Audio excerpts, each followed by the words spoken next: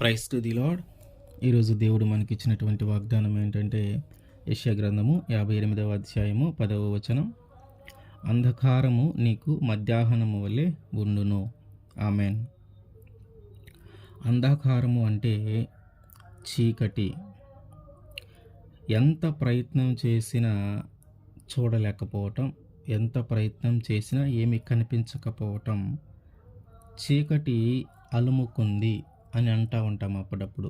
నా జీవితంలోకి చీకటి అలుముకుంది అని అంటూ ఉంటాం. అట్లాంటి పరిస్థితి.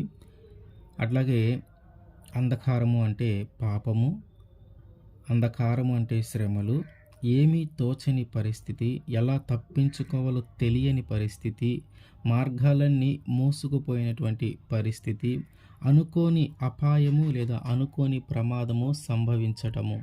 వీటన్నిటిని బట్టి మనం ఎలా ముందుకు వెళ్ళాలో, మన జీవితాన్ని ఎలా ముందుకు తీసుకొని వెళ్ళాలో ఏమీ పోలుపోదనమాట. మనకి ఏ నిర్ణయాన్ని మనము తీసుకోలేని పరిస్థితిలో మనము ఉంటాం. అనుకోకుండా నా జీవితంలోకి ఏంటి ఇన్ని శ్రమలు వచ్చినాయి, దీని నుంచి ఎలా తప్పించుకోవాలి, అనుకోకుండా నా జీవితంలోకి ఇంత ప్రమాదము జరిగింది ఏంటి, దీని నుంచి నేను ఎలా బయటపడాలి అని తెలియక ఒక నిర్ణయము తీసుకోలేని పరిస్థితుల్లో, ఆ బాధని తట్టుకోలేనటువంటి పరిస్థితుల్లో మనము ఉండటము. అయితే దేవుడు ఏమంటున్నాడంటే, ఇట్లాంటి పరిస్థితుల్లో నీవు కానీ ఉంటే ఖచ్చితంగా నీకు వెలుగుగా నేను నిలబడతాను. నీకు మధ్యాహ్నము పూట ఎంత వెలుగైతే వస్తుందో అంత వెలుగుగా నేను నీకు ఉంటాను. కాబట్టి నీవు భయపడవలసిన పని లేదు. ఎందుకంటే అంధకారములో ఉన్నటువంటి నీకు మధ్యాహ్నపు వెలుగులాగా నేను నీతో ఉంటాను. ఏబు గ్రంథము 23వ అధ్యాయము 17వ వచనం. అంధకారము కమ్మియుండెను, గాఢాంధకారము నన్ను కమ్మియుండెను, నేను నాశనము చేయబడి ఉండలేదు. అంధకారము కమ్మి ఉందంట, గాఢాంధకారము కమ్మి ఉందంట, కానీ ఆయన మాత్రము నాశనము చేయబడలేదంట. ఏబు గారి జీవితంలో జరిగిన సంఘటనలు కానీ మనము చూసుకుంటే, మనలాంటి ఒక మనిషి అయినా కానీ మన జీవితంలో కానీ అట్లాంటివి జరిగితే మనము ఖచ్చితంగా దేవుని మీద విశ్వాసము ఖచ్చితంగా కోల్పోతాము. ఏబు గారి జీవితంలో దేవుడు ఎన్ని శ్రమల్ని అనుమతించాడంటే, ఆయన చెప్తున్న అంధకారము నన్ను కమ్మి ఉంది, అట్లా గాఢాంధకారము కమ్మి ఉంది, ఇంకా ఎక్కువైన బాధలు, ఎక్కువైన శ్రమలు. ఏబు గారి జీవితంలో జరిగిన సంఘటనలు ఏంటంటే, ఆయన చాలా ఆస్తిపరుడు. ఆయనకి చాలా ఆస్తి ఉంది. ఆయనకి ఎద్దులు, గాడిదలు, గొర్రెలు, ఒంటెలు చాలా వీటి ప్రకారంగా చాలా ఆస్తి ఆయన సంపాదించి ఉన్నాడు. అట్లాగే చాలా పనివారు ఆయన కింద ఉన్నారు. మంచిగా కుమారులు, కుమార్తెలు ఉన్నారు. అయితే దేవుడు ఒకరోజు యోబు గారిని సాతానికి ఒక అవకాశం ఇస్తాడు యోబు గారి జీవితంలో ఇవి చేయటానికి. అవి ఏం చేస్తుంది అంటే, మొట్టమొదటిసారిగా ఎద్దులు పొలము దున్నుచు, నాగలి దున్నుచు ఉన్నప్పుడు ఆ ఎద్దులు వాటి పక్కనే ఉన్నటువంటి గాడిదలని ఒక దూత వచ్చి వాటన్నిటినీ చంపేస్తుంది. అక్కడ వాటి దగ్గర పనిచేసేటటువంటి పనివారిని కూడా చంపేస్తుంది. ఒకే ఒక్క వ్యక్తి మిగులుతాడు. ఆ వ్యక్తి ఏం చేస్తాడని పరిగెత్తుకుంటూ పోయి యోబు గారి దగ్గరికి వెళ్ళి, అయ్యా, ఎద్దులు నాగలి దున్నుచూ ఉండగా ఆ ఒక దూత వచ్చి అందరిని చంపేసింది. ఇదిగో నీ దగ్గర మేము పనిచేసేటటువంటి మాలో కూడా అందరూ చనిపోయారు, ఇదిగో నేను ఒక్కడనే మిగిలి ఉన్నాను, అదిగో ఆ విషయం నేను నీకు చెప్పటానికి నేను తప్పించుకొని వచ్చానయ్యా అని చెప్తూ ఉంటాడు. ఇంకా మాట్లాడటం పూర్తి కాకుండానే మళ్ళీ ఇంకొక పనివాడు పరిగెత్తుకుంటూ ఆయన దగ్గరికి వస్తూ ఉంటాడు. ఆయన ఏం చెప్తాడంటే, ఇదిగో మేము గొర్రెలు కాస్తూ ఉండగా ఆకాశము నుండి ఒక అగ్ని వచ్చి గొర్రెలన్నిటినీ కాల్చివేసింది. అట్లాగే మేము పనిచేసేటటువంటి మమ్మల్ని అందరం కూడా, మాలో అందరిని కూడా కాల్చివేసింది. ఇదిగో నేను ఒక్కడనే మిగిలి ఉన్నాను, నేను ఒక్కడనే తప్పించుకొని వచ్చాను, ఎందుకంటే ఈ విషయం నీకు చెప్పటానికి. ఈ రెండో వ్యక్తి కూడా మాట్లాడటం పూర్తి కాదు, ఆయన కూడా మాట్లాడుతూ ఉంటాడు. మూడో వ్యక్తి పరిగెత్తుకుంటూ వస్తాడు. ఆయన చెప్తాడు, ఇదిగో మేము ఒంటెల దగ్గర ఉండగా కల్దీల సమూహము మన మీదకి వచ్చి ఆ ఒంటెలన్నిటిని వారు తీసుకొని పోయారు అని చెప్తాడు. ఈ మూడో వ్యక్తి మాట్లాడుతూ ఉండగానే మళ్ళీ నాలుగో వ్యక్తి వచ్చి, "అయ్యా నీ కుమారులు, నీ కుమార్తెలు నీ అన్నయ్య ఇంటి వద్ద మంచిగా భోజనం చేస్తూ ఉండగా ఆ ఇంటి యొక్క 4 స్తంభాలు ఒక గొప్ప పెనుగాలి, ఒక గొప్ప సుడిగాలి వచ్చి వాటిని పడవేయగా వారు ఆ ఇంటి క్రిందనే ఉండిపోయి ఆ ఇల్లు వారి మీద పడిపోయింది. వారు చనిపోయారు." మొత్తము 4 సార్లొచ్చారు. 4 సార్లు. ఎద్దులు, గాడిదలకు ఒకసారి, గొర్రెలకు ఒకసారి, ఒంటెలకు ఒకసారి. ఇదంతా ఆస్తి. వీటన్నిటికంటే ముఖ్యమైనది తన కుమారులు, కుమార్తెలు. ఒక్క శ్రమ అమ్మటి ఒక శ్రమ, ఒక బాధ అమ్మటి ఒక బాధ వరుసన వస్తూ ఉన్నా కూడా ఆయన ఎంత బాధపడి ఉండాలి, ఎంత ఏడ్చుండాలి. ఆయన ఏం చేశాడు, లేచి తన తల మీద ఉన్నటువంటి తల వెంట్రుకలన్నిటిని కత్తిరించేసుకొని మొత్తము గుండులాగా చేసుకొని బూడిద బూడిద చల్లుకొని ఏడుస్తూ ఉన్నాడు, బాధపడుతూ ఉన్నాడు. అప్పుడు ఆయన భార్య వస్తుంది, మాట్లాడుతుంది. దేవుడు ఎందుకు ఇంత మన జీవితంలోకి దేవుడు ఇంతగా చేశాడు కదా, ఇంకెక్కడున్నాడు దేవుడు? దేవుడు మనకి ఏం న్యాయం చేశాడు? దేవుడే ఉంటే మనకి ఇట్లా జరుగుతుందా? దేవుడు మన మొర ఆలకించట్లేదు, దేవుడు మనల్ని మర్చిపోయాడు, దేవుడు మనకి సహాయము చేసేవాడు కాదు అని తన భార్య మాట్లాడుతూ ఉంటే ఆయన వెంటనే, "నీవలా మాట్లాడవద్దు, మూర్ఖురాలు మాట్లాడినట్టు నువ్వలా మాట్లాడవద్దు. ఇదంతా నాకు దేవుడిచ్చిందే. ఈ ఎద్దులైనా, గొర్రెలైనా, మేకలైనా, ఒంటెలైనా ఇవన్నీ నాకు దేవుడే ఇచ్చాడు. తిరిగి దేవుడే తీసుకున్నాడు. అట్లాగే నా కుమారులైనా, కుమార్తెలైనా కూడా దేవుడిచ్చినటువంటి సంతానమే తిరిగి దేవుడే తీసుకున్నాడు" అనే మాట ఆయన తన భార్యతో చెప్పాడు. మనం బాగా ఆలోచిస్తే అసలు అన్ని బాధలు తన కళ్ళ ముందే తాను సంపాదించుకున్నదంతా పోయింది. తన కళ్ళ ముందే ఇదంతా జరుగుతూ ఉంది, చూస్తూ ఉన్నాడు. ఒకరి తర్వాత ఒకరు వచ్చి ఆ విషయాన్ని ఆయనకి తెలియజేస్తూ ఉన్నారు. ఆయన ఎంత బాధపడాలి, ఎంత వేదన పడాలి. చివరికి తన కుమారులు, కుమార్తెలు కూడా చనిపోయారంటే ఒకే రోజు ఇన్ని బాధలు, ఒకే రోజు ఇన్ని శ్రమలు, ఒకే రోజు తన మనసు తట్టుకోలేని, తన హృదయం తట్టుకోలేని ఇన్ని బాధలు తన జీవితంలోకి వచ్చినా కూడా ఆయన ఏమంటున్నాడంటే, దేవుడే ఇచ్చాడు, దేవుడే తీసుకున్నాడు. దేవుడే ఇచ్చాడు, దేవుడే తీసుకున్నాడు. మన జీవితంలో మనకి ఏదైనా ఒక చిన్న విషయము ఆ దేవుడు మనకు ఒకటి ఇచ్చి మళ్ళీ తీసుకుంటే మనము దేవుని ఎంతగానో దూషిస్తూ ఉంటాం. దేవుణ్ణి మనం ఎంతగానో ఇంక దేవుడు లేడు, దేవుడే ఉంటే నా జీవితంలో ఇది జరిగేదే కాదు, దేవుడే ఉంటే నన్ను ఈ ప్రమాదం నుంచి విడిపించకపోయాడా, నేను ఎంతగా ప్రార్థన చేస్తూ ఉన్నాను, నేను ఎంత విశ్వాసంగా ఉంటున్నాను, నేను బాప్తీసం తీసుకోలేదా, నేను దేవుడి కోసం అది చేయలేదా, నేను దేవుడి కోసం ఇది చేయలేదా అని మనం ఎంతగానో దేవుడి కోసం చేసిన అన్నీ చెప్తూ ఉంటాం. కానీ ఏబు గారు అట్లా చెప్పట్లా. ఏబు గారు ఏమన్నాడు, దేవుడే ఇచ్చాడు, దేవుడే తీసుకున్నాడు, దాని గురించి మనము బాధపడవలసిన అవసరము లేదు. అంత ధైర్యము, అంత విశ్వాసము, అంత నమ్మకం అసలు మనకు ఉంటుందా? ఆయనకున్నటువంటి విశ్వాసము, ఆయనకున్నటువంటి నమ్మకం కానీ దేవుడి మీద మనకుంటే దేవుడు అసలు మన జీవితంలో గొప్ప కార్యాలు, ఆశ్చర్యమైన కార్యాలు దేవుడు మన జీవితంలో జరిగిస్తాడు. ఆయనకి అన్ని శ్రమలు వచ్చినా కూడా దేవుడే ఇచ్చాడు, దేవుడే తీసుకుంటున్నాడు అంటాడు. అయితే ఆ సాతాను ఏదైతే ఉందో, దేవుడు పంపించిన, అంటే దేవుడి అనుమతితో వచ్చినటువంటి సాతాను ఏదైతే ఉందో, ఆ మాట ఎప్పుడైతే ఏమన్నాడో, దేవుడే ఇచ్చాడు, దేవుడే తీసుకున్నాడని ఎప్పుడైతే అన్నాడో, ఆ సాతానుతో అంటాడు, చూసావా ఆయన యొక్క నిజాయితీ, చూసావా ఆయన యొక్క యథార్థత, ఆయన జీవితంలో అన్ని శ్రమలు వచ్చినా కూడా, ఒకే రోజు అన్ని బాధలు వచ్చినా కూడా, తను సంపాదించినదంతా కోల్పోయినా కూడా, తన యొక్క కుమారులను, కుమార్తెలను కోల్పోయినా కూడా ఆయన నన్ను దూషించలేదు. ఆయన నీతిని పోగొట్టుకోలేదు, తన యథార్థతను పోగొట్టుకోలేదు, తన విశ్వాసాన్ని పోగొట్టుకోలేదు, తన నమ్మకాన్ని పోగొట్టుకోలేదు, నన్ను ఏ విధంగానూ ఆయన దూషించలేదు అని ఆ సాతానుతో చెప్పగానే సాతాను అంటది, మనిషికి తన ప్రాణము కంటే విలువైనది ఏది కాదు. మనిషి ప్రాణాపాయ పరిస్థితుల్లో కానీ ఉంటే తనకున్నదంతా కూడా అమ్మైనా సరే తన ప్రాణాన్ని కాపాడుకోవటానికి వారు ఎంతగానో ప్రయత్నం చేస్తారు. కాబట్టి అతను ప్రాణముతో ఉన్నాడు అంటే తనకి అనారోగ్యము లేదు. తను ఆరోగ్యంగా ఉన్నాడు కాబట్టే వాటన్నిటిని బట్టి ఆయన నిందించట్లేదు. ఒకవేళ నీవు గాని అతనికి అనారోగ్యము కలుగజేస్తే, ఒక మరణము అవ్వబోతున్నావు అని అంత శ్రమ గాని, అంత అనారోగ్యము గాని, అంత వ్యాధి గాని అతనికి కలుగజేస్తే, ఆయన ఖచ్చితంగా తన నీతిని తప్పుతాడు. ఆయన ఖచ్చితంగా తన యథార్థతను తప్పుతాడు. ఎందుకంటే మనిషికి ప్రాణము కంటే ముఖ్యమైనది ఏది లేదు అని చెప్పగానే దేవుడు అంటాడు, సరే నీకు ఇంకొక అవకాశం ఇస్తున్నా. అయితే ఒక్క హెచ్చరిక, ఒక కండిషన్ ఉంది. అది ఏంటి అంటే అతని ప్రాణము మాత్రం నీవు ముట్టవద్దు. అతని శరీరాన్ని ముట్టు, అతనికి ఏదైనా రోగం కలుగజేయి, ఏదైనా వ్యాధి కలుగజేయగా అతని ప్రాణాన్ని మాత్రం నీవు ముట్టొద్దు. అతని ప్రాణము తీసే అర్హతని మాత్రం నేను నీకు ఇవ్వటం లేదు.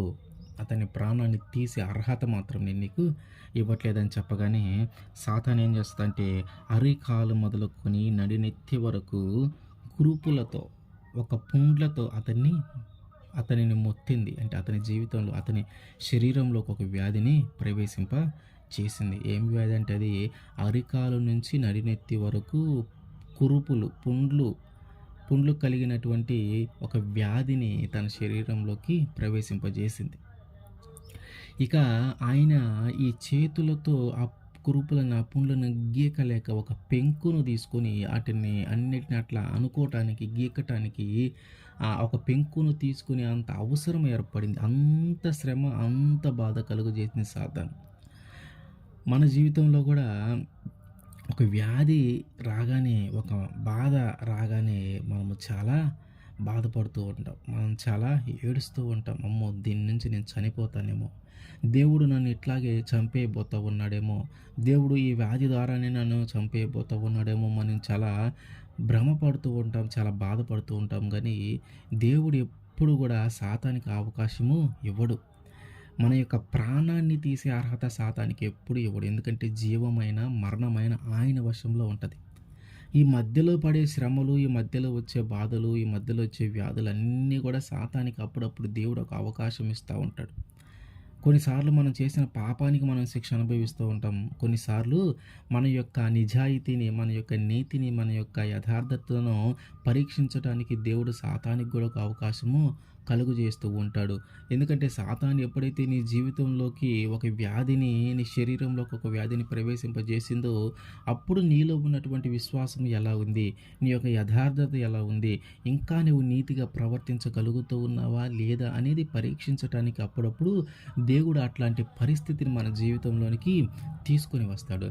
ఎప్పుడైతే యోబు గారికి అట్లా జరిగిందో, అరికాలు నుంచి మొదలుకొని నడినెత్తి వరకు కురుపులతో, పుండ్లతో బాధపడుతూ వాటిని గీకలేక ఒక పెంకును తీసుకొని వాటిని అట్లా అనుకునే పరిస్థితి, అంత హీనమైన పరిస్థితిలోకి వెళ్ళిపోయాడు ఆయన. ఆయన వెళ్ళిపోయినప్పుడు తన యొక్క స్నేహితులు నలుగురు, వాళ్ళందరూ వచ్చి నువ్వెంత పాపం చేసుంటే నీకు ఇట్లాంటి స్థితి వచ్చిందో అన్న ఉద్దేశంతో ఆయన్ని కొంచెం అవమానపరిచేలాగే మాట్లాడారు. కానీ ఆయనని ఓదార్చేలాగా వారు మాట్లాడలేదు. వాళ్ళు వచ్చింది ఆయన ఓదార్చడానికి, కానీ ఆయన ఓదార్పు చేసే మాటలు ఆయన వాళ్ళెవరు మాట్లాడలేదు. దానికి తోడు వాళ్ళ యొక్క భార్య అంటది, ఇదిగో నీ ఆస్తి పోయింది, నీ గొర్రెలు పోయినాయి, నీ మేకలు పోయినాయి, నీ మందలు పోయినాయి, ఒంటెలు పోయినాయి, నీ కుమారులు చనిపోయారు, నీ కుమార్తెలు చనిపోయారు, చివరికి నీవు కూడా చనిపోయే పరిస్థితుల్లో ఉన్నావు. ఏం చేశాడు దేవుడు నీకు? ఏం చేశాడని నువ్వు ఎంత నిజాయితీగా నిలబడతా ఉన్నావు? ఇదిగో ఇంక నీవైతే బ్రతకవు. నా మాట విని ఇంత చేసినటువంటి దేవుని దూషించి, దేవుణ్ణి ఒక మాట అనైనా సరే నువ్వు చనిపో, ఇంక నువ్వు బ్రతకవు, నువ్వు మరణం అవుతావు. కాబట్టి ఎట్లాగా మరణం అవుతావు కాబట్టి దేవుడిని ఒక మాట అని చనిపో అని తన భార్య అంటది. మళ్ళీ అంటాడు, మూర్ఖురాలు మాట్లాడినట్టు నువ్వు మాట్లాడవద్దు. అంధకారము నన్ను కమ్మి ఉంది, గాఢాంధకారము నన్ను కమ్మి ఉంది, కానీ నేను ఇంకా నాశనము చేయబడలేదు, నేను ఇంకా ప్రాణాన్ని కోల్పోలేదు, దేవుడు ఇంకా నా ప్రాణము తీసుకోలేదు. నా గొర్రెలు పోయినాయి, నా మేకలు పోయినాయి, ఒంటెలు పోయినాయి, గాడిదలు పోయినాయి, నా కుమారులు చనిపోయారు, నా కుమార్తెలు చనిపోయారు, ఇదిగో నాకున్నటువంటి సమస్తము పోయింది. అయినా సరే నా ప్రాణము మాత్రము పోలేదు. ఇదిగో నేను వ్యాధితో బాధపడుతూ ఉన్నాను, ఈ కురుపులతో బాధపడుతూ ఉన్నాను, ఈ పుండ్రులతో బాధపడుతూ ఉన్నాను, వీటన్నిటిని నేను భరించలేకపోతా ఉన్నాను, చనిపోతే బాగుండు అనే పరిస్థితిలో నేను ఉన్నాను. కానీ దేవుడు మాత్రం నా ప్రాణం తీసుకోవటం లేదు. దేవుడు మాత్రం నన్ను నశింప చేయటం లేదు. దేవుడు ఇంకా నన్ను సజీవంగానే ఉంచాడు. అందుకని నేను మూర్ఖురాలు మాట్లాడినట్టు మాట్లాడవద్దు. ఆయనే నా జీవితంలోకి అన్నీ ఇచ్చాడు, ఆయనే తిరిగి తీసుకున్నాడు. దేవుని నమ్ముకుంటే ఎల్లప్పుడూ మనము సంతోషము సుఖంగానే ఉంటామా? వాటినే మనం అనుభవించాలా? కష్టాలను అనుభవించకూడదా? వ్యాధులను అనుభవించకూడదా? దేవుడిని నమ్ముకుంటే మనము వ్యాధులు అనుభవించకుండా ఉండాలా? కాబట్టి దేవుడే నా జీవితంలోకి దీన్ని అనుమతించాడేమో, కాబట్టి నేను ఆయన్ని దూషించను. వీటన్నిటిని బట్టి దేవునికే మహిమ కలుగును గాక, వీటన్నిటిని బట్టి దేవునికే స్తుతి కలుగును గాక అన్నాడు ఆయన. అసలు ఎంతటి విశ్వాసము, ఎంతటి నమ్మకము! మనం ఎప్పుడైనా నిజాయితీగా జీవిస్తే, ఎవరికి అన్యాయం చేయకుండా నిజాయితీగా జీవిస్తే మనలో కూడా అంతటి ధైర్యం ఉంటుంది. నేను ఎవరికి ఏ పాపము చేయలేదు, నేను ఎవరిని మోసం చేయలేదు, నేను ఎవరి దగ్గర అబద్ధమాడి నేను సంపాదించలేదు, నేను ఎంతో కష్టపడి నిజాయితీగా సంపాదించాను అని అనుకున్నప్పుడు మనలో చాలా ధైర్యం ఉంటుంది. ఒకవేళ అది మన దగ్గర నుంచి వెళ్ళిపోయినా కూడా అది నేను అప్పుడప్పుడు మనం వింటూ ఉంటాం, కష్టపడిన సొమ్ము యాడికి పోదు, కష్టపడిన సొమ్ము ఎక్కడికి పోదు, కష్టపడిన సొమ్ము ఎక్కడికి పోదు. మనం ఎంత నిజాయితీగా సంపాదించుకుంటామో అది మన నుంచి వదిలిపోయినా సరే తిరిగి మన దగ్గరికి దేవుడు తీసుకొని వస్తాడు. అది ఎంతగా మన దగ్గర నుంచి వెళ్ళిపోయినా సరే అది తిరిగి దేవుడు మన దగ్గరికి తీసుకొని వస్తాడు. నా జీవితంలో కూడా ఒక సంఘటన జరిగింది. అదేంటంటే, నేను బాగా ఇష్టపడి ఒక బైక్ని కొనుక్కున్నాను. కష్టపడి ఎవరిని మోసం చేయకుండా నేను కష్టపడి సంపాదించి ఒక బైక్ని కొనుక్కున్నాను. అయితే నాకు ఆరోగ్యం బాగలేనప్పుడు ఆ బైక్ దొంగిలించారు ఎవరు. ఆ బైక్ నా దగ్గర నుంచి వెళ్ళిపోయింది. అయితే నాకు మాత్రము ఒక నమ్మకం ఉంది. ఏంటంటే, అది నేను చాలా కష్టపడి కొనుక్కున్నాను, దేవుడు చూస్తూ ఊరుకోడు, ఖచ్చితంగా నా వస్తువును నాకు తిరిగి తీసుకొని వస్తాడు అని. ఆ నమ్మకంతోనే ఉన్నాను. ఖచ్చితంగా 2 నెలలకి పోయినటువంటి బండి తిరిగి నా దగ్గరికి తీసుకొని వచ్చాడు దేవుడు. నాకు మొదటి నుంచి అదే నమ్మకం ఉంది, నా భార్యకి మొదటి నుంచి అదే నమ్మకం ఉంది, ఖచ్చితంగా దేవుడు తిరిగి నా బండిని నాకు ఇస్తాడు అని. మనము నిజాయితీగా సంపాదిస్తే మనలో అంత ధైర్యం ఉంటుంది. మనము నిజాయితీగా జీవిస్తే ఏ వ్యాధి అయినా మన జీవితంలోకి వచ్చిన, మరణకరమైన రోగమే మన జీవితంలోకి వచ్చిన, నేను చాలా యథార్థవంతంగా జీవించాను, నేను నిజాయితీగా జీవించాను కాబట్టి దేవుడు నాకు అన్యాయమో చేయడు. దేవుడు ఖచ్చితంగా నన్ను ఈ మరణము నుంచి, ఈ మరణ పడకల నుంచి దేవుడు ఖచ్చితంగా నన్ను విడిపిస్తాడు. ఈ మరణకరమైన రోగము నుంచి ఖచ్చితంగా నన్ను విడిపిస్తాడు. ఎందుకంటే నాలో ఏ దోషము లేదు. నేను చాలా నిజాయితీగా జీవించాను, నేను చాలా యథార్థవంతంగా జీవించాను, నేను ఎవరిని మోసం చేయలేదు, నేను ఎవరి దగ్గర అబద్ధం ఆడలేదు, నేను ఎవరిని భయపెట్టి ఆ ధనాన్ని తీసుకోలేదు, ఎవరిని మోసం చేసి నేను సంపాదించుకోలేదు, నేను చాలా నీతిగా, నిజాయితీగా, యథార్థవంతంగా జీవించాను అనే మాట మనము చెప్పగలిగితే మన జీవితంలో ఏది కోల్పోయినా మనం ఎప్పుడు ధైర్యాన్ని మాత్రం కోల్పోం. మనం సంపాదించింది కోల్పోయినా, మన బంధుమిత్రులను కోల్పోయినా, మనకిష్టమైన వారిని కోల్పోయినా మనకు మాత్రము ధైర్యము కోల్పోం. అందుకని ఏబు గారికి కూడా అంతే ధైర్యం ఉంది, అంత ధైర్యం ఉంది. ఏమని? ఆయన ఆ గొర్రెలు, మేకలు, మందలు, ఒంటెలు, గాడిదలు, కుమారులు, కుమార్తెలు, ఆఖరికి తన యొక్క ఆరోగ్యము అన్ని పైన కూడా ఒకటే మాట అంటున్నాడు, దేవుడే ఇచ్చాడు, దేవుడే తీసుకుంటున్నాడు. మనం దేవుని నమ్ముకుంటే ఎప్పుడు సంతోషంగా, సుఖంగానే ఉండాలా. దేవుని నమ్ముకుంటే బాధలు అనుభవించకూడదా? ఇదిగో నేను ఇంత బాధలు అనుభవిస్తున్నా, నేను ఇంకా బ్రతికే ఉన్నాను, నేను ఇంత వ్యాధి అనుభవిస్తున్నా, నేను ఇంకా బ్రతికే ఉన్నాను, దేవుడు నా ప్రాణం మాత్రం తీసుకోలేదు, నన్ను ఇంకా నశింపజేయలేదు.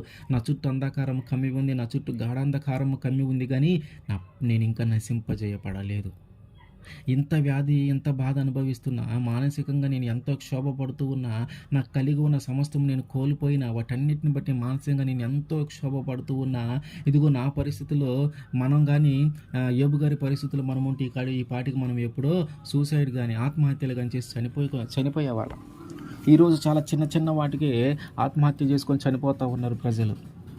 చాలా చిన్న కారణాలకే చనిపోతూ ఉన్నారు. మరి యోబు గారు ఎన్నిసార్లు చనిపోయి ఉండాలా? ఆయనకు వచ్చినటువంటి శ్రమలకి, ఆయనకు వచ్చినటువంటి బాధలకి, ఆయనకు వచ్చినటువంటి కన్నీటికి, ఆయనకు వచ్చినటువంటి రోగానికి ఆయన ఎంత నీతిగా నిజాయితీగా జీవిస్తే ఆయన జీవితంలోకి ఇన్ని వచ్చినాయి అంటే ఆయన ఎన్నిసార్లు చనిపోయి ఉండాలా, ఆయన అంతటా ఆయన ఎన్నిసార్లు ఆత్మహత్య చేసుకొని ఉండాలా. కానీ ఆయన అట్లా చేయలే. అదే నీతిగా జీవిస్తే అదే ధైర్యం, యథార్థవంతంగా జీవిస్తే అదే ధైర్యం. ఎన్ని శ్రమలు వచ్చినా, ఎన్ని బాధలు వచ్చినా మనం కానీ నీతిగా జీవిస్తే, మనం కానీ యథార్థవంతంగా జీవిస్తే మనలో ఎప్పుడు ధైర్యం కోల్పోం.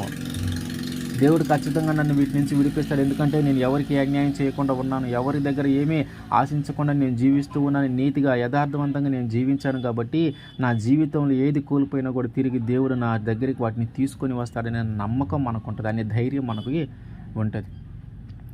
ఆయన అంటున్నాడు, ఎంత అంధకారము కమ్మినా, గాఢాంధకారము కమ్మినా నేను ఇంకా నశింపచేయపడలేదు. ఆయన నన్ను నశింపచేయలేదు. ఇన్ని జరుగుతూ ఉన్నాయి, నాకు వ్యాధి కూడా కలిగింది, నేను ఆ వ్యాధిని తట్టుకోలేకపోతా ఉన్నాను, చనిపోతే బాగుండేమో అని నాకు కూడా అనిపిస్తుంది. కానీ నేను చనిపోవటం లేదు. ఆయన మాత్రం నా ప్రాణము తీసుకోవటం లేదు. ఆయన మాత్రం నా ప్రాణాన్ని ముట్టనివ్వట్లేదు. మనము దేవుణ్ణి ఎంత విశ్వాసంగా నమ్ముతామో, ఎంత నమ్మకం ఆయన మీద పెట్టుకుంటామో, ఆయన చిత్తం ప్రకారం జీవించడానికి మనం ఎంతగా ప్రయత్నం చేస్తూ ఉంటామో, అన్నిటిని బట్టి ఆయన మన జీవితంలో మనము ఏమి తోచని పరిస్థితుల్లో, ఏ మార్గాన్ని ఎంచుకోలేని పరిస్థితుల్లో, ఏ నిర్ణయము తీసుకోలేని పరిస్థితుల్లో కానీ మనము ఉంటే ఆయన ఖచ్చితంగా మనకి కమ్మినటువంటి అంధకారము నుంచి మనల్ని విడిపించి మధ్యాహ్నము వెలుగులాగా మనల్ని మారుస్తాడు. మధ్యాహ్నము వెలుగులాగా ఆయన మనకి తోడుగా ఉంటాడు. ఎఫెసీ 5:11 నిష్ఫలమైన అంధకార క్రియలలో పాలివారయుండక వాటిని ఖండించుడి. ఇవి ఏవి నిష్ఫలమైనవంట? అంధకార సంబంధమైన అంధకార క్రియలు అంటే చీకటిలో చేసేటటువంటి క్రియలు. చీకటిలో ఏం చేస్తారు? దాదాపుగా అందరూ పాపమే. చీకటిలో చేసేదంతా కూడా పాపమే. మనమందరం కూడా వెలుగు సంబంధులము, కానీ చాలామంది చీకటిలో ఉండటానికే ఇష్టపడుతూ ఉన్నారు. మనమందరము కూడా వెలుగుగా మనము మారాలని, ఆయన వెలుగులో మనము నడవాలని ఆయన కోరుకుంటాడు. కానీ మనము మాత్రము చీకటిలో ఉండటానికే ఇష్టపడుతూ ఉంటాం. అందుకని దేవుడు అంటున్నాడు, చీకటి క్రియలలో నువ్వు పాల్గొనకు, చీకటిలో చేసేటటువంటి పాపములు నువ్వు పాల్గొనకు, చీకటిలో చేసేటటువంటి ఆ అతిక్రమములు నీ జీవితంలోకి నువ్వు రానివ్వకు. ఎందుకంటే అవి నిష్ఫలమైనవి. వాటి వలన నీకు ఎట్లాంటి ప్రయోజనము ఉండదు, వాటి వలన నీకు ఎలాంటి ఫలము దక్కదు. వాటి వలన, ఆ పాపము వలన కలిగే జీతం ఏంటంటే అది మరణమే. కానీ నీ జీవితానికి బాగు చేసేది ఏది రాదు. నీ జీవితంలో బాగు చేసేది ఏది ఆ క్రియల వలన రాదు. కాబట్టి ఆ అంధకార క్రియలు, ఆ చీకటిలో చేసేటటువంటి ఈ పాపపు క్రియలలో నువ్వు పాలి భాగస్తుడివిగా నీవు ఉండవద్దు. వాటన్నిటిని నువ్వు ఖండించు. నీ దాకా వస్తే నిన్ను ఎవరైనా అడుగుతూ ఉంటే నేను రాను, అది తప్పు, నేను చేయనని చెప్పు. ఇదిగో చీకటిలో దొంగతనం చేస్తానికి వెళ్తూ ఉంటారు చాలామంది. రమ్మంటే నేను రాను అని చెప్పు. సరదాగా పోయొద్దామన్నా కూడా నువ్వు నేను రాను, అది నాకు నా దేవునికి ఇష్టం లేని పని, నేను రాను. మనము ఈ చీకటిలో చేసే క్రియలన్నిటినీ మనము ఖండించాలి. మనం వాటిలో పాలి భాగస్తులుగా మనము ఉండకూడదు. ఎప్పుడైతే వాటన్నిటిని మనం ఖండిస్తామో, వాటన్నిటిని చేయకుండా మనం ఆగుతామో, అప్పుడు దేవుడు ఖచ్చితంగా మనకి తోడుంటాడు. మీకా గ్రంథము 7:8 నా శత్రువా, నా మీద అతిశయింపవద్దు, నేను క్రింద పడినను తిరిగి లేతును, నేను అంధకారమందు కూర్చున్నను, యెహోవా నాకు వెలుగుగా ఉండును. నేను యెహోవా దృష్టికి పాపము చేసి తిని గనుక ఆయన నా పక్షమున వాద్యమాడి నా పక్షమున న్యాయము తీర్చు వరకు నేను ఆయన కోపాగ్ని సహింతును. ఆయన నన్ను వెలుగులోకి రప్పించును. మన శత్రువు మన మీద అతిశయించిన, మన శత్రువు మనల్ని ఇబ్బంది పెట్టాలని చూసిన, మన శత్రువు మన జీవితంలోకి ఒక చీకటిలాగా ప్రవేశించాలని చూసిన, మన మన శత్రువు వల్ల మన జీవితము అంధకారములో పడిపోయిన మనం అంటూ ఉంటాం అప్పుడప్పుడు, నా జీవితంలోకి చీకటి వచ్చింది, నా జీవితంలోకి చీకటి అమ్ములుకుంది, నా జీవితంలోకి చీకటి వచ్చింది, నా జీవితం చీకటితో అమ్ములుకుంది అని అప్పుడప్పుడు మనం మాట్లాడుతాం. అంటే వీటన్నిటికీ ఒకవేళ మన శత్రువే కారణమైతే దేవుడు అంటున్నాడు, నీ శత్రువుని అతిశయింపనీయను, నీ శత్రువుని నేను అతిశయింపనీయను, నా శత్రువా నీవు అతిశయింపవద్దు, నేను క్రింద పడిన తిరిగి లేస్తాను, నేను అంధకారమందు కూర్చున్నను, యెహోవా నాకు వెలుగుగా ఉండును. ఒకవేళ నేను నీ వల్ల చీకటి జీవితాన్ని నేను అనుభవిస్తే, నీ వల్ల వెలుగు చూడడానికి ఇష్టం లేని పరిస్థితుల్లో చీకటిలో నేను బ్రతకవలసి వస్తే, అంధకారమందు నేను కూర్చున్నా కూడా నా దేవుడు నాకు మధ్యాహ్న వెలుగులాగా ఉంటాడు. అంధకారమందు నేను కూర్చున్నా కూడా నా దేవుడు నాకు మధ్యాహ్న వెలుగులాగా ఉంటాడు. ఆయన ఖచ్చితంగా నాకు తోడుండే వ్యక్తి. ఆయన ఖచ్చితంగా నాకు వెలుగుగా ఉండే వ్యక్తి. కాబట్టి నా వల్ల నువ్వు అతిశయింపవద్దు. నన్ను చీకటిలో నెట్టివేయాలని, నా జీవితంలోనికి శ్రమలు రప్పియాలని, నా జీవితంలోకి బాధలు రప్పించాలని, ఏ మార్గము ఎంచుకోలేని పరిస్థితులకు నన్ను తీసుకొని వెళ్ళాలని, ఎటు వెళ్ళాలో తోచని పరిస్థితులకు నన్ను తీసుకొని వెళ్ళాలని, ఏ నిర్ణయం తీసుకోవాలో తెలియని పరిస్థితులకు నన్ను తీసుకొని వెళ్ళాలని నువ్వు ఎంతగా ప్రయత్నం చేస్తూ ఉన్నామో, ఒకవేళ నీ దెబ్బకి నేను ఎన్నిసార్లు కింద పడినా కూడా తిరిగి లేస్తాను. ఒకవేళ నువ్వు చేసే క్రియల వల్ల నేను ఎన్నిసార్లు పడిపోయినా, అంధకారంలో నేను ఉండిపోయినా, నా దేవుడు నాకు వెలుగై ఉంటాడు. కాబట్టి నన్ను బట్టి నువ్వు అతిశయింపవద్దు. నా జీవితంలో నువ్వు చేస్తున్నటువంటి నా జీవితంలోకి నువ్వు రప్పిస్తున్నటువంటి శ్రమలను బట్టి, బాధలను బట్టి నువ్వు అతిశయింపవద్దు. ఎందుకంటే నా దేవుడు నాకు వెలుగుగా నిలబడి ఉన్నాడు. కొలస్సి 1:13 ఆయన మనలను అంధకార సంబంధమైన అధికారములో నుండి విడుదల చేసి, తాను ప్రేమించిన తన కుమారుని యొక్క రాజ్య నివాసులుగా చేసెను. ఆయన మనలను అంధకార సంబంధమైన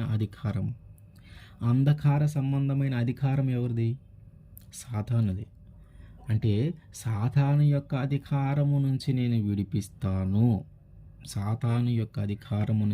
విడిపిస్తాను.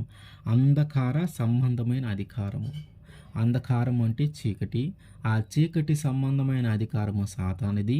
ఆ చీకటి సంబంధమైన అధికారము కలిగినటువంటి ఆ సాతాను నుంచి నేను నిన్ను విడిపిస్తాను. ఆ అధికారంలో ఆ అధికారానికి నువ్వు లోబడకుండా, ఆ పాపంలో నువ్వు పడిపోకుండా, ఆ శ్రమలు నీ జీవితంలోనికి రాకుండా, ఇదిగో ఏ మార్గమో తెలియని పరిస్థితుల్లో నీవు ఉన్నా, నీకు ఒక మంచి మార్గాన్ని చూపించి, ఏ నిర్ణయం తీసుకోవాలో లేదో తెలియని పరిస్థితుల్లో నీవు ఉంటే నీకు ఒక మంచి నిర్ణయాన్ని నేను తెలియజేస్తాను. కానీ ఆ సాతానికి మాత్రము నేను నిన్ను అప్పగించను. యోబు గారి జీవితంలో కూడా అదే జరిగింది. ఆయన ప్రాణాన్ని ముట్టడానికి మాత్రము అంధకార సంబంధమైన అధికారికి అధికారము ఇవ్వలేదు. అంధకార సంబంధమైన అధికారి సాతాను. ఆ సాతానికి మాత్రము యోబు గారి ప్రాణాన్ని ముట్టుకునే అర్హత మాత్రము ఇవ్వలేదు. మన జీవితంలో కూడా అంతే. మన జీవితంలోకి ఏదైనా శ్రమలు వచ్చినా, బాధలు వచ్చినా కూడా అంతే. అవేవి మన ప్రాణాన్ని తీయలేవు, అవేవి మన ప్రాణాన్ని ముట్టుకోలేవు. మన దేవుడు మన జీవితంలోకి ఒక వ్యాధినైనా మన జీవితంలోకి అనుమతించాడంటే అవి మన ప్రాణము తీయాలని కాదు. మన యొక్క విశ్వాసాన్ని పరీక్షించడానికి, మన యొక్క నమ్మకాన్ని పరీక్షించడానికి అవి జరుగుతున్నటువంటి పరీక్షలే కానీ మన ప్రాణాన్ని తీసే అర్హత సాతానికి దేవుడు ఎప్పుడు ఇవ్వడు. ఎందుకంటే జీవమైన మరణమైన ఆయన వశంలో ఉంటుంది. కాబట్టి అంధకార సంబంధమైన అధికారి నుంచి మనల్ని విడిపించి ఆయన యొక్క రాజ్య నివాసులుగా మనల్ని మార్చబోతున్నాడు దేవుడు. మనము అంధకారంలో ఉన్న మనము భయపడవలసిన పని లేదు. ఆయన మనకి మధ్యాహ్న వెలుగులాగా మనకెప్పుడు తోడుగానే ఉంటాడు. ఆమేన్.